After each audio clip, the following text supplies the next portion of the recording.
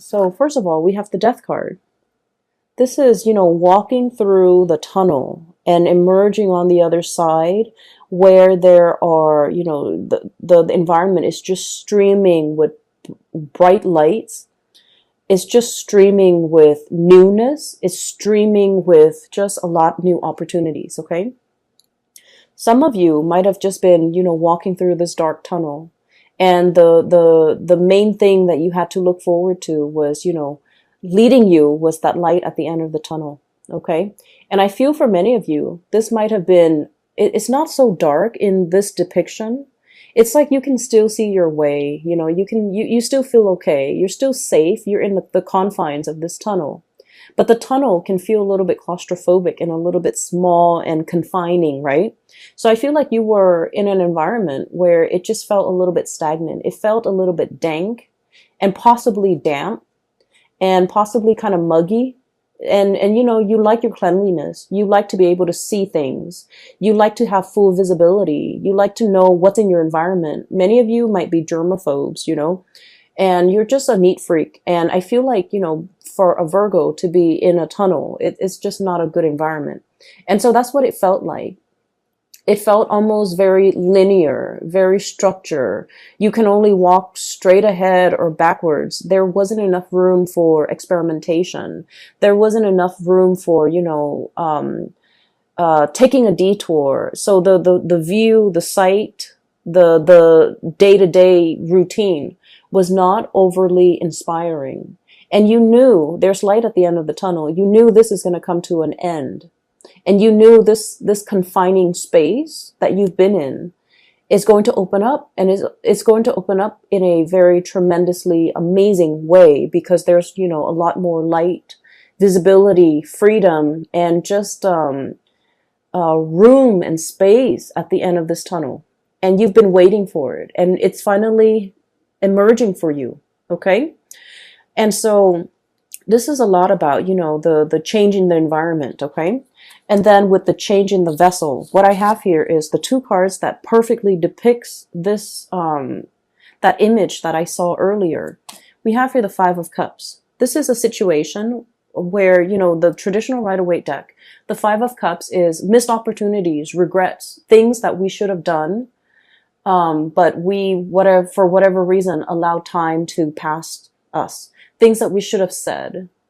Things that we should have invested our time in, things that we should have paid careful attention to. For whatever reason, it slipped under the radar. We say we're going to get to it. We never did. And then the opportunity slips us by. Okay. And this is also indicative of a situation where, the cups have already run dry. It's an old stagnant energy. There's cracks in it. And it's also a situation where, there's a lot of burden. Okay. So the four saucers, the four teacups are kind of like stacked on top of this thing. And this thing is fractured. So it's sort of like carrying the weight of a situation. Virgo people are really big when it comes to responsibility and helping others, wanting to be of service to others. And I feel like, I guess like the recent year, okay, this could be like the past 4 years, the past 5 years. I feel almost like many of you have come into your own, and you're realizing as well that you're very capable. Like you're more capable than the people that you work with. You're more capable than the supervisor, than the boss, than the people that you take orders from. You're definitely more reliable. And you're also realizing that, I'm such a good worker. Why am I not getting rewarded? Why is more responsibility dumped on me? I should be cherished for my ability to be responsible and get things done and to carry my weight. Why is it that when I do more, I'm given more work, more tasks, more responsibilities? Why aren't other people held accountable for the things that they do? Why am I carrying the burden? Why am I, the workhorse? Why am I carrying the weight of this situation, this environment?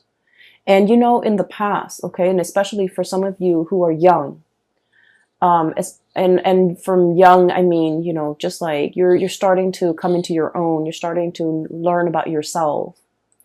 And, you know, age is all relative. So I feel like, you know, when people give you responsibility, give you greater responsibility, or give you tasks, it makes you happy because it keeps you busy, right? And then you also feel like, oh, they're noticing me. They're noticing my potential. They're noticing my capabilities. They're noticing how good of a worker I am. That's why they're giving me responsibility. And in a way, it's sort of like, it's flattering.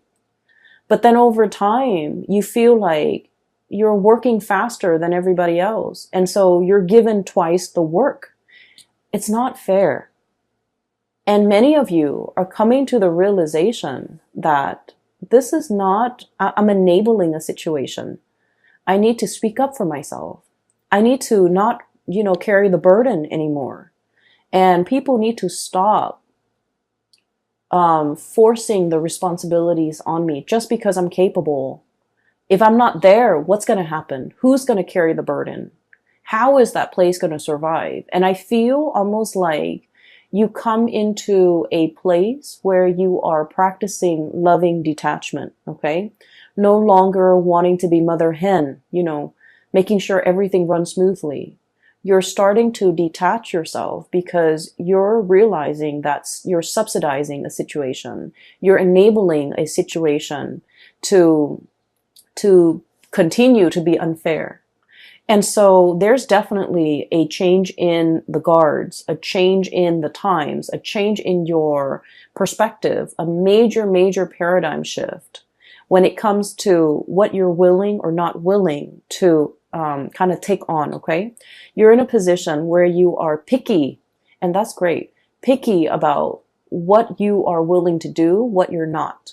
You're picky about, you know, what projects to take on and what projects to leave behind, who to work with and who not to work with. And you're coming into that sense of discernment, no longer, you know, wanting to please everybody. You're in a very good position where you have, you know, good bargaining power and you're able to kind of like dictate the rules of the game, okay? And this came about through this sense of like, we're coming here from the Five of Cups. So if you can just imagine if these were cups, right, that were full, but they're all cracked. They're all cracked, so they're not able to hold water, to hold their own weight, right? And so we're changing the vessel. We're pouring everything that it was used to be held within these broken containers or cups. And we're switching the vessel. We're pouring it into here. And so I feel like you are redirecting your energy away from this mess, away from this situation that is very burdensome and very tiring and very unfair and unbalanced. You're redirecting your precious stream of gold here, okay? Falling into this cup.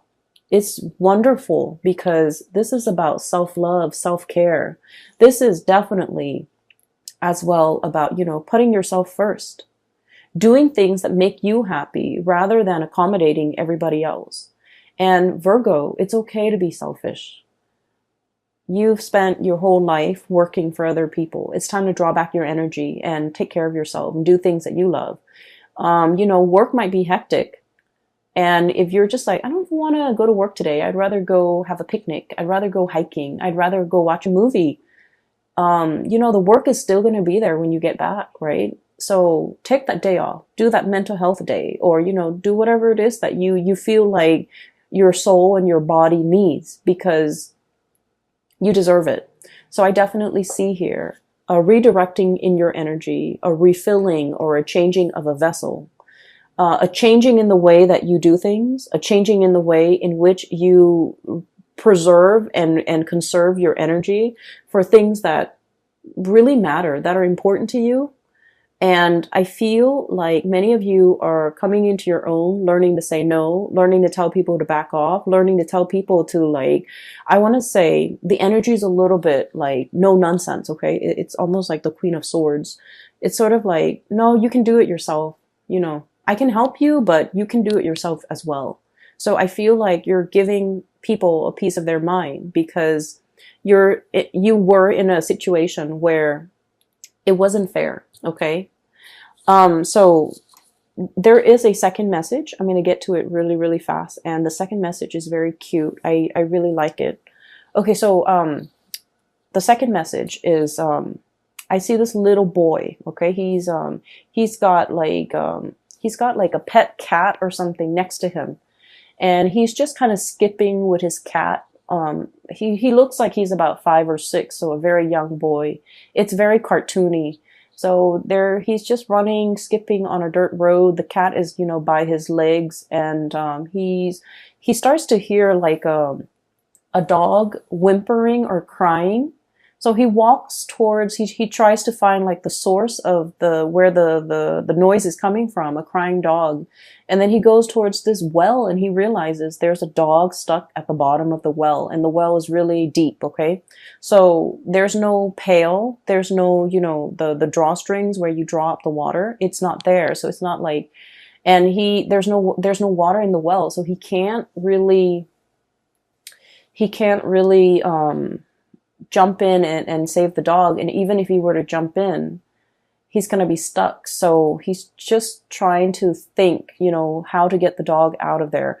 And I guess this is a make-believe world. So there's no adults nearby that he can come to and ask for help. There's no firemen. There's no animal control, right? So it's just him, the cat, and the dog stuck in the well. And then you kind of see him, this light bulb comes over his head. So he has an idea. And then he like runs off out of frame, and then he comes back with like a hot air, like with a balloon, okay? And he like ties a rock to the balloon, he tosses it down, and then I don't know how, I didn't see it, when he tossed the balloon down to the well, the dog bites the balloon, the rock comes off, and then the balloon magically lifts this dog out of this well.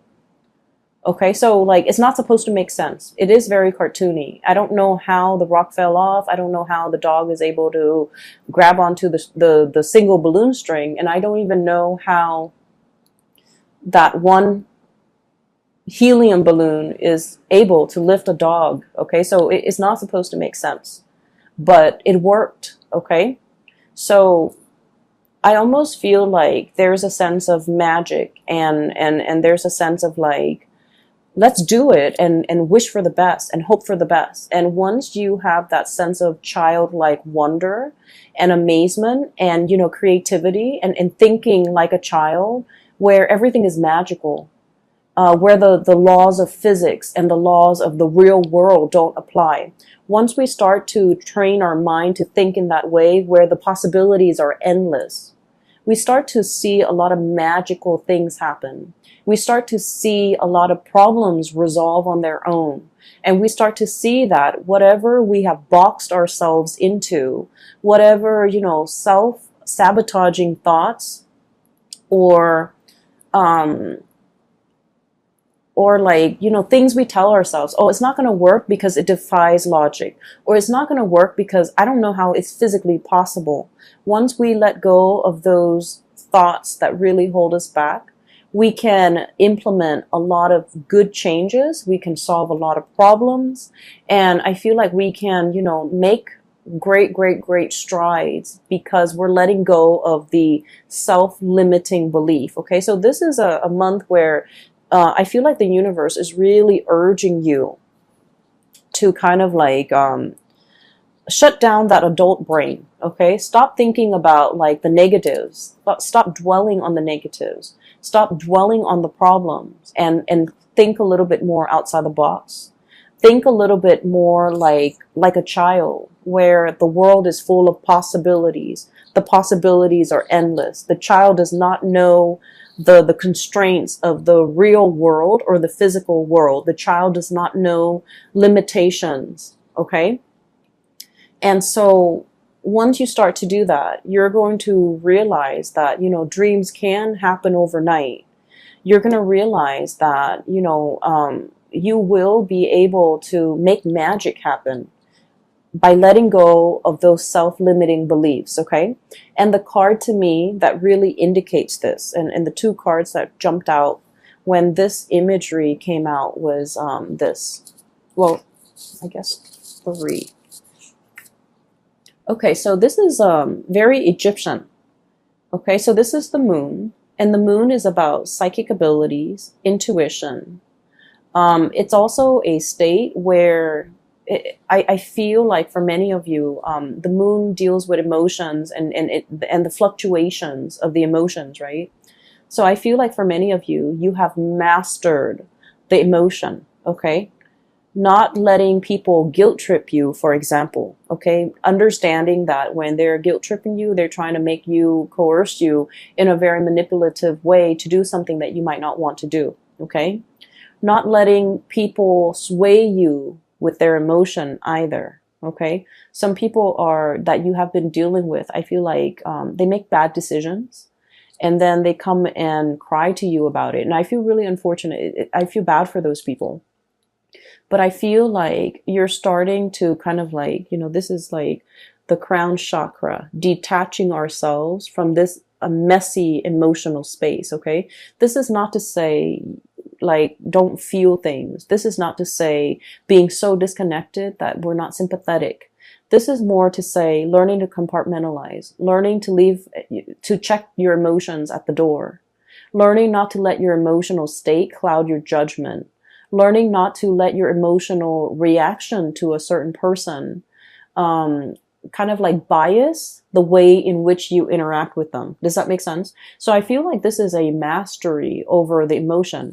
And I'm getting somewhere with this because I feel like, this is a card that is very Egyptian in its symbolism, okay?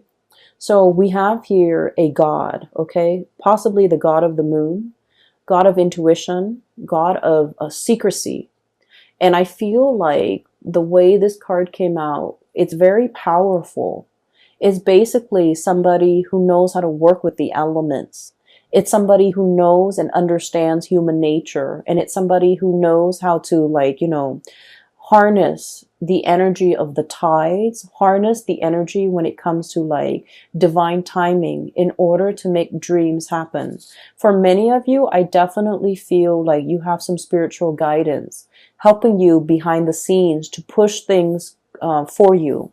And I feel like this message is coming in to tell you that, if you find yourself at the bottom of that dry well, there's going to be, somebody coming in, tossing you a balloon to lift you up. Okay. So for those of you who have been, if you have been dealing with depression, if you have been dealing with a situation where you're just like, when is it going to end?